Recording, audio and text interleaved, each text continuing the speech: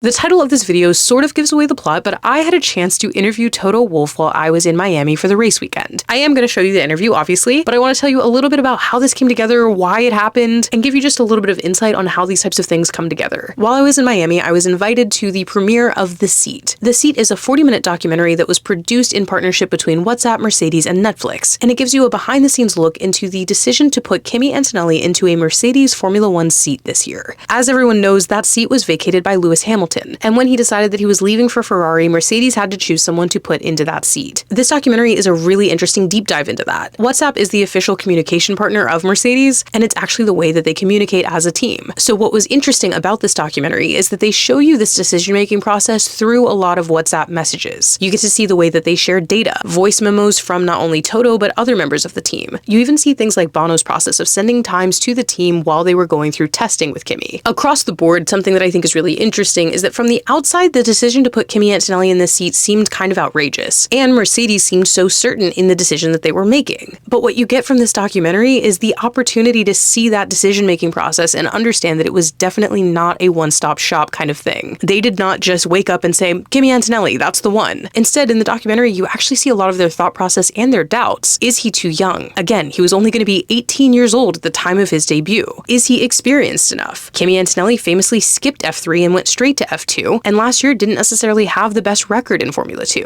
There were so many thoughts that went into this process, and the documentary really gives you an inside look at it. And so I would have been more than happy just to watch the documentary. But the WhatsApp team actually was kind enough to ask if I would like to have a couple moments with Toto to ask him some questions. We got the chance to talk about the documentary itself, and Kimi Antonelli in particular, because the day before he had just become the youngest pole sitter in the history of Formula One in any format, which sort of put out a lot of the doubts of whether or not Kimi Antonelli was ready for Formula One. And I really enjoyed the conversation. I found out that this would be a possibility on Thursday afternoon. And by Saturday evening, Toto and I were standing in front of a step and repeat. I was handing him a little mini microphone, and we were conducting an interview.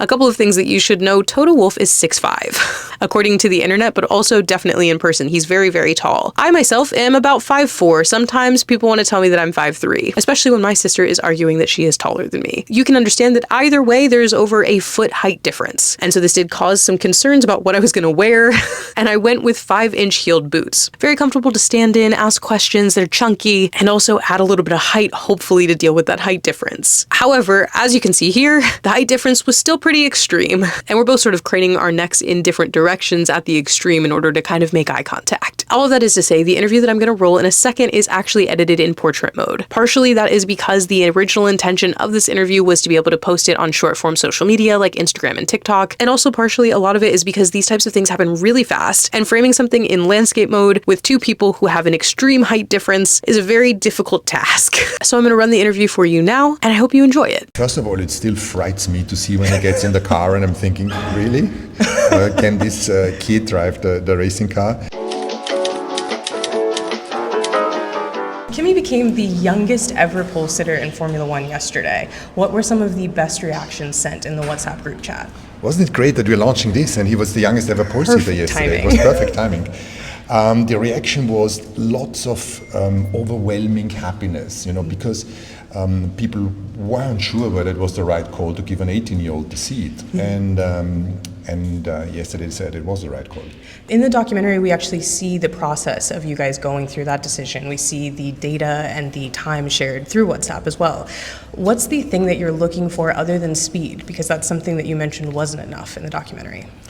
It is the personality. I think a driver needs to be humble, keen in developing and learning.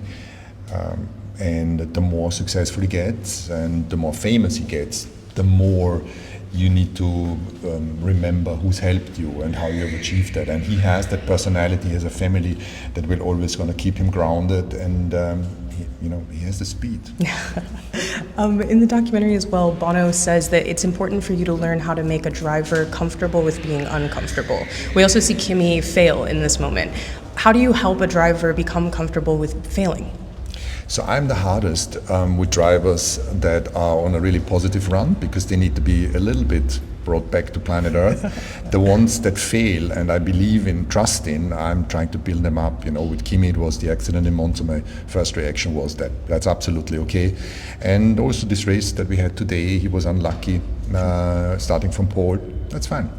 And I think you need to put their arm around them and recognize that sentiments can swing with a driver, from great to a bad lap or a bad race. So I'm there to help them. Fair. One thing that is highlighted in the documentary is how young Kimi is. How has adding an 18-year-old to your WhatsApp group chat changed the dynamic? First of all, it still frights me to see when he gets in the car and I'm thinking, really? Can this kid drive the racing car? Yeah, and obviously, he's younger generations, they're using a lot of emojis. I just enjoy it. I'm 3 times his age, maybe not, maybe 2.5 times. And having an exchange with an 18-year-old is great. He's keeping you young. It's keeping me young, yeah. Well, thank you so much. Thank you very much. I had such a great time talking to Toto, asking him these questions, and getting some real insight into how Kimi Antonelli has changed the culture of Mercedes so far. We weren't even finished with our 6th race weekend for Kimi Antonelli becoming a professional Formula One driver. But the understanding, the care that's going into developing him as a driver, and even the way that Toto approached a not perfect weekend for Kimi, really made me understand some very key things about the way that Mercedes is run, why they've been so successful, how they've been able to develop drivers, and why they have the championships that they do. And personally, why I think that they're going to have more championships in the future. If you're interested in watching the entire documentary, which I highly recommend, you can watch The Seat on Netflix now. The poster looks like this, with our very adorable young Kimi Antonelli in a beautiful black and white shot. I have to tell you, impartialness aside, Kimi Antonelli is really endearing himself to me. He is such a sweetheart, he is so young, and he is so talented. And getting a chance to talk to Toto directly really showed me why he is who he is. The way he approaches drivers, the way he manages him, and the way he spots talent is just really smart. I know that's simplifying it a lot, but you guys saw the interview. So I hope you enjoyed the interview. I hope you enjoyed the documentary. Let me know what you thought about the interview in the comments, and let me know what you think about Kimi Antonelli now that he has become the youngest pole sitter in the history of Formula One. And of course, let me know what you thought about the documentary The Seat. Be sure to subscribe for more things like this, including a few other interviews that I did while I was at F1 Miami. And I will see you soon.